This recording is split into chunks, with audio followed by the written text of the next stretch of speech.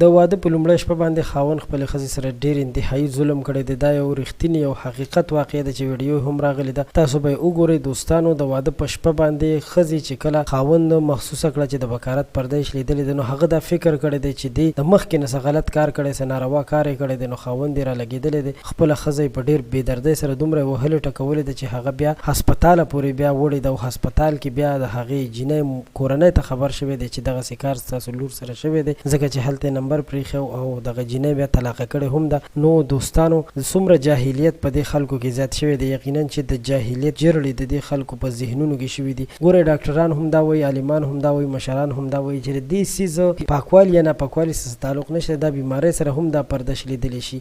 نو ټول پښتانه چې دي دا د په یاد ولري چې بیمارۍ سره، لوی سفر سره یا نور داسې ټوپ وهلو سره د ښځې دا پرده شلیدلی شي. نه ده پکار چې په ښځه باندې دومره ظلم وشي، دومره زیاتې وشي پرې. موږ د دې دپاره دا ویډیو تاسو سره شریکه کړه چې تاسو هم په دې حقیقت باندې پوه شئ او د دې هر څه نه تاسو ځان خبر کړئ چې په آینده کې ستاسو نه کومه داسې غلطي ونه شي او تاسو د داسې غلطۍ ښکار نه شئ. ځکه چې ژوند چې دی دا په مینه باندې تېرول پکار دی، په محبت باندې تېرول پکار دی. بیا د واده لومړۍ شپه چې هغه د خوشحالۍ ډکه شپه وي، په دغه خوشحالۍ په شپه باندې هم یو انسان راپسې خپله ښځه په دومره بد حالت کې وهي، ټکوي، وژني، زیاتۍ ورسره کوي، نو دا ظلم دی. دا لومړی واقعا نه ده، داسې ډېر واقعات موږ تاسو اورېدلي هم دي، لیدلي هم دي، او ستاسو په علاقو کې هم کیدای شي داسې کارونه شوي وي.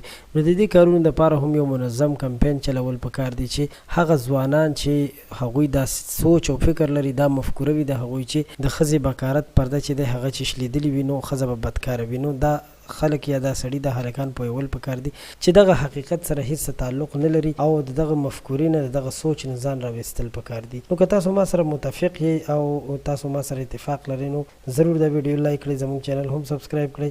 په آینده وخت کې به هم تاسو سره د دې چینل نه دغسې معلومات شریکېږي چې تاسو د هغې نه څه زده کړه وکړئ. ډېره مننه، د ځان خیال ساتئ.